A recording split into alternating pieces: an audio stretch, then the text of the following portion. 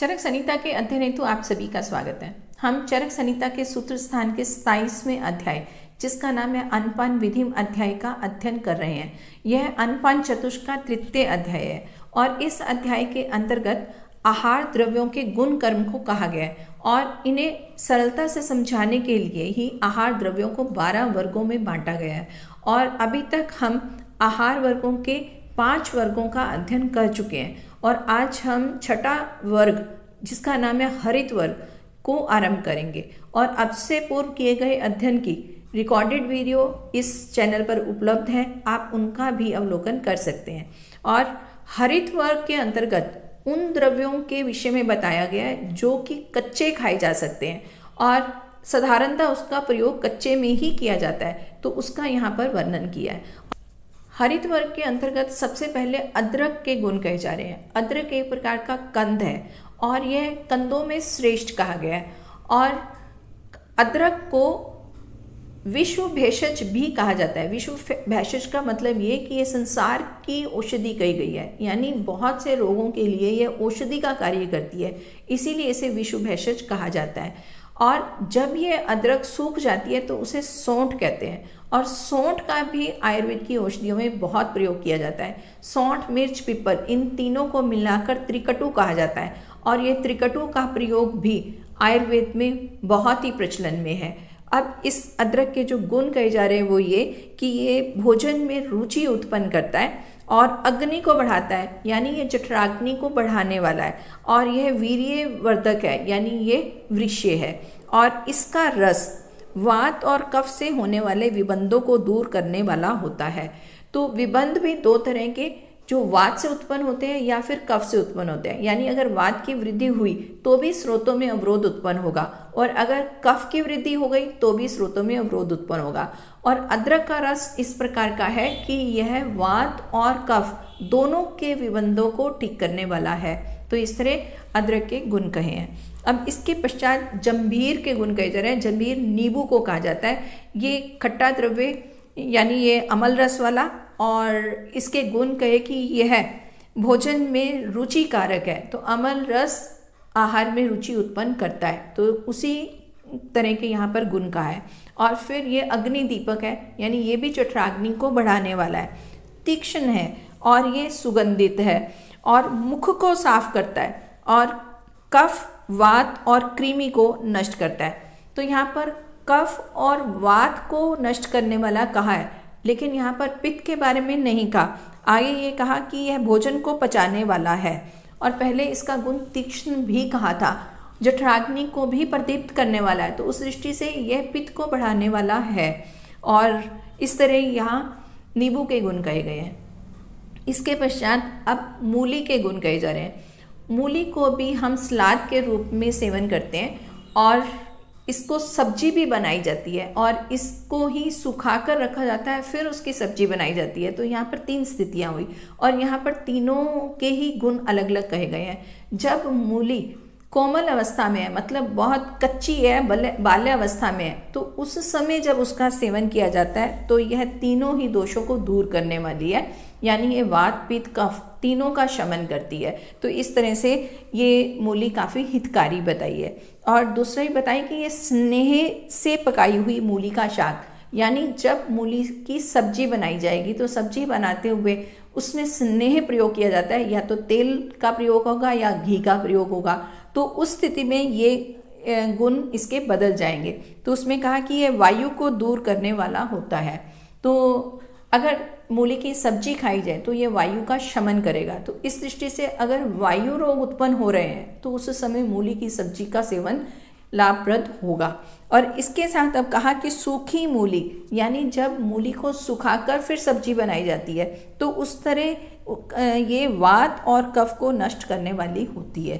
तो ये वातज और कफज रोगों के लिए हितकारी कही गई है।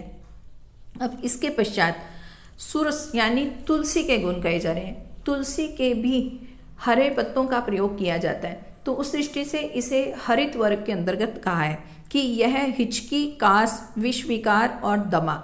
हम इसमें देखें कि हिचकी, कास और दमा ये तीनों ही कफस रोग हैं और कफस रोगों के लिए तुलसी को काफ़ी हितकारी कहा है। और इसे विषनाशक भी कहा है, यानी ये विष विकारों के लिए उपयोगी है। और ये पार्श्वशूल यानी जो पसलियों में वेदना उत्पन्न होती है तो उसके लिए भी तुलसी का प्रयोग हितकारी कहा है।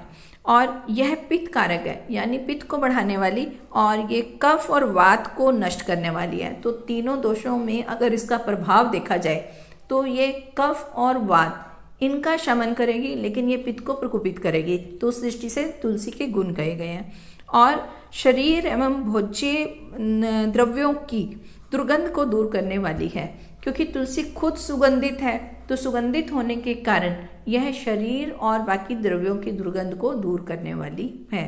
तो इस प्रकार तुलसी के गुण कहे। तुलसी के बारे में ऐसा भी कहा जाता है कि जहाँ पर तुलसी का पौधा होता है तो वहाँ पर मच्छर नहीं आते हैं। तो ये उसका एक और विशेष गुण भी व्यवहार में कहा जाता है। तो इस तरह हम तुलसी के गुणों को जानते हैं, और इन्हीं गुणों के कारण ही हिंदू समाज में प्रत्येक घर में तुलसी का एक विधान है। तो इसके लिए ऐसा कहा जाता है। अब इसके पश्चात कुछ और द्रव्यों के गुण कहे जा रहे हैं, और वे हैं अजवाइन। अजवाइन को यवानी भी कहा जाता है, यानी ये यमन देश से आने वाला द्रव्य है।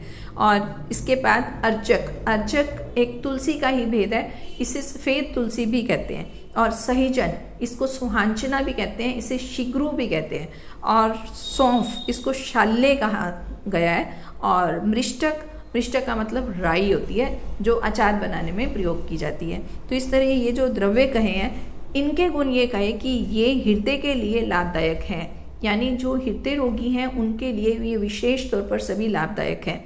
और ये स्वाद में उत्तम है, और पित्त को प्रकोपित करने वाले हैं, यानी अगर इन सब का सेवन किया जाएगा तो ये पित्त को बढ़ाने वाले होंगे। तो इस प्रकार इनके गुण कहे गए हैं।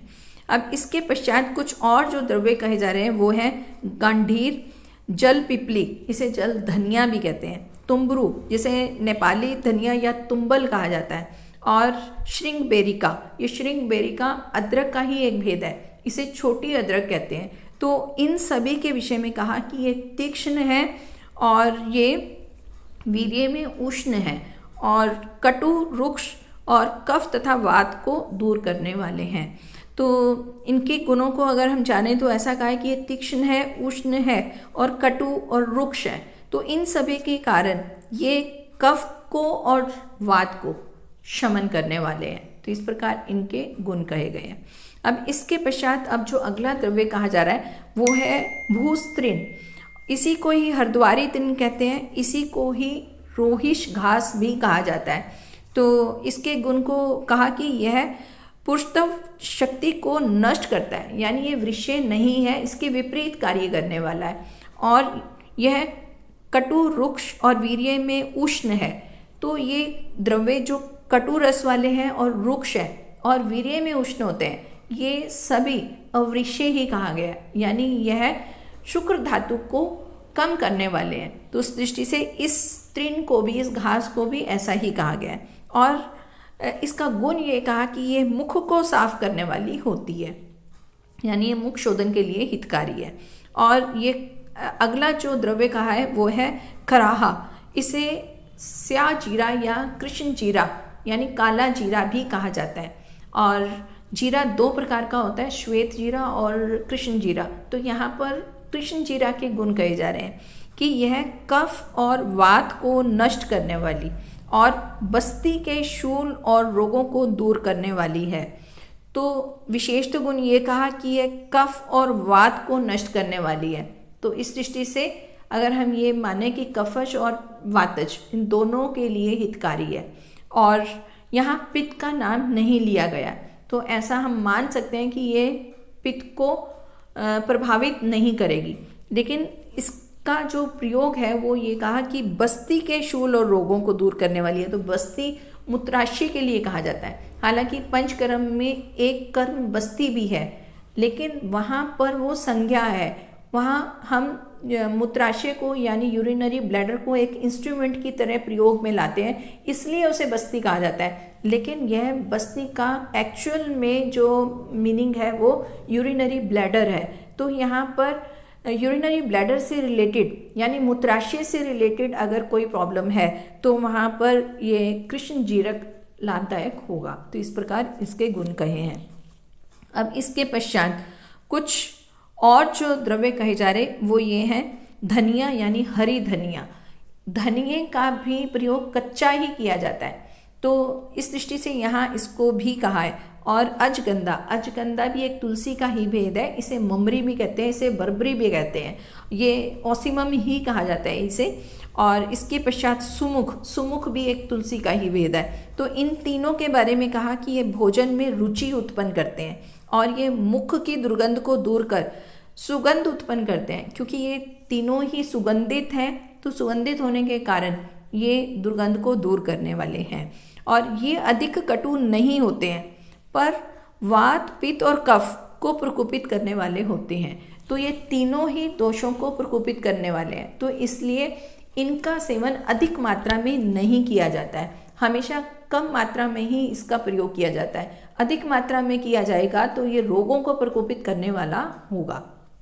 अब इसके पश्चात गृष्णक यानी गाजर के गुण कहे जा रहे हैं। मूली की भांति गाजर को भी सलाद के रूप में या वैसे कच्चा खाया जाता है, तो इसीलिए इसको हरित वर्ग के अंतर्गत कहा है। और गाजर भी एक तरह का कंद ही है और उसके गुण को ये कहा कि यह मल को बांधने वाला है। तो गाजर का सेवन मल को बांधने वाला है, तो इसलिए वह व्यक्ति जिसका मल पतला होता है या उसे बार बार मल का प्रवृत्ति होती है, तो उसके लिए यह हितकारी कही गई है। और यह तीक्ष्ण है और वात और कफ और अर्श के रोगों के लिए हितकारी है। अब ये तीक्ष्ण है तो ये पित्त को बढ़ाने वाला है, लेकिन ये वात और कफ इन दोनों को कम करेगा। और इसी के साथ गाजर को अर्श के लिए यानी पाइल्स या बवासीर के लिए हितकारी कहा है।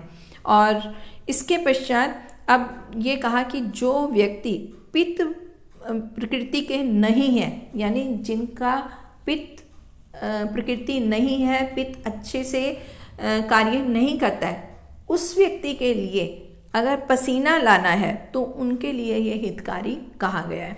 और इसे भोजन में प्रयोग करना चाहिए, मतलब ऐसे व्यक्ति को जिसे पसीना नहीं आता है, पित्त प्रकृति का नहीं है, वो अगर गाजर का सेवन करेगा तो उससे पसीना आएगा, क्योंकि पसीने में भी मल कहा जाता है और ये शरीर के लिए हितकारी भी है, तो उस दृष्टि से यहाँ पर ये कहा गया है। अब इसके पश्चात पलांडु यानी प्याज के गुण कहे जा रहे हैं। प्याज भी एक तरह का कंद है और इसे भी कच्चा भी खाया जाता है और सब्जी में भी इसका प्रयोग होता है, यानी कच्चा और पकाकर दोनों तरह से ही इसका सेवन किया जाता है। लेकिन इसका कच्चा भी प्रयोग होता है, इसलिए इसे हरित वर्ग के अंतर्गत बताया गया है। और इसे तामसिक आहार भी कहा जाता है, लेकिन इसका प्रयोग आहार में होता है और कच्चा खाया जाता है, इसीलिए इसको यहाँ पर कहा है। और इसके गुणों को तो जानना ही है, तो इसके गुण इस प्रकार कहे गए कि यह कफवर्धक है, यानी अगर प्याज का सेवन कच्चा किया जाता है तो ये कफ को बढ़ाने वाला है, लेकिन ये वात नाशक है, यानी वातज रोगों के लिए यह हितकारी है। और अगर किसी व्यक्ति को कफज रोग है, जैसे किसी को जुकाम वगैरह अधिक रहता है, तो उसके लिए प्याज अधिक हितकारी नहीं है। तो ये हमें जानना होगा कि किस व्यक्ति को प्याज का सेवन करना चाहिए। कोई भी द्रव्य हम निरर्थक नहीं कह सकते, प्रत्येक द्रव्य औषधि है, लेकिन अगर उसका उचित रूप में उचित मात्रा में प्रयोग किया जाएगा तभी वह औषधि का कार्य करेगा। तो इस दृष्टि से इसके गुणों को जानकर इसका प्रयोग करना है। और इसके विषय में कहा कि ये पित्त को नष्ट करने वाला नहीं है और इसे आहार के काम में लाने वाला, यानी आहार में भी इसका प्रयोग होता है। और यह बलवर्धक है। प्याज के विषय में ये कहा जा रहा है कि ये बल देने वाला है और भारी है, मतलब ये सुपाच्य नहीं है, लेकिन जब इसका सेवन किया जाता है, पचने में तो समय लगता है, लेकिन इससे शरीर में भारीपन आता है, गुरुता आती है। और इसका एक और जो उपयोग बताया कि यह शुक्रवर्धक है, तो विशेषतः पुरुषों के लिए यह हितकारी कहा है। और भोजन में रुचि उत्पन्न करने वाला है, तो इसीलिए ये सलाद के रूप में खाया जाता है, क्योंकि इसके सेवन से भोजन में भी रुचि उत्पन्न होती है। तो इस प्रकार प्याज के गुण कहे गए हैं। और इसके पश्चात अब प्याज से ही मिलता जुलता लहसुन का गुण कहा जा रहा है। लहसुन को लहसुन भी कहते हैं, और लहसुन के बारे में ऐसा कहा जाता है कि इसमें भी 5 रस हैं। इससे पहले आंवले को 5 रस वाला कहा था, उसमें लवण रस अनुपस्थित था, बाकी सारे वहाँ पर विद्यमान हैं। यानी उसमें मधुर और अम्ल, कटु, तिक्त, कषाय हैं। लेकिन लहसुन को भी 5 रस वाला कहा है, यहाँ पर अम्ल रस नहीं है, बाकी सभी हैं, यानी कि मधुर और लवण, फिर कटु, तिक्त, कषाय। तो इस तरह से लहसुन की ये विशेषता भी बताई है। अब इसके गुण को कहा है कि यह कृमि रोगों के लिए हितकारी है। अगर पेट में कीड़े हैं उसके लिए लहसुन का उपयोग हितकारी है। और कुष्ठ और किलास, ये दोनों ही त्वचा रोग हैं। कुष्ठ में कई प्रकार के कुष्ठ कहे गए हैं, और किलास भी एक तरह का त्वचा रोगी जिसमें त्वचा पर सफ़ेद सफ़ेद चकत्ते हो जाते हैं। इसे हम ल्यूकोडर्मा भी समझ सकते हैं। तो उसके लिए विशेष तौर पर लहसुन को हितकारी कहा है।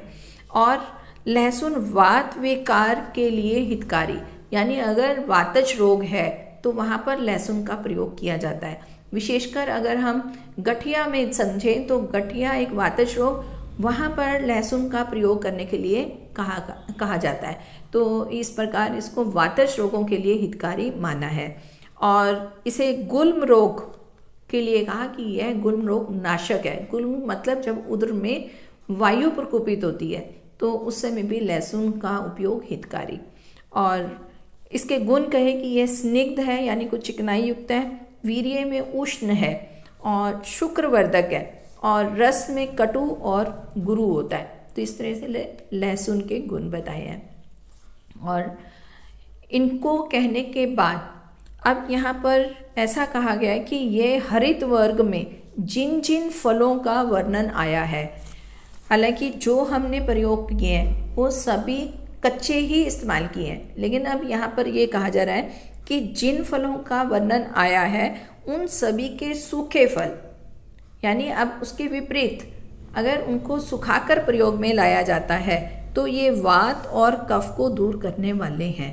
तो सभी के लिए कहा कि जो गीले के गुण बता दिए, उसके पश्चात अगर इन्हीं फलों को सुखाकर फिर प्रयोग में लाया जाता है तो ये वातज और पित्तज रोगों को दूर करने वाले होंगे। और ऐसा कहने के बाद ये हरित वर्ग यहाँ पर समाप्त हुआ।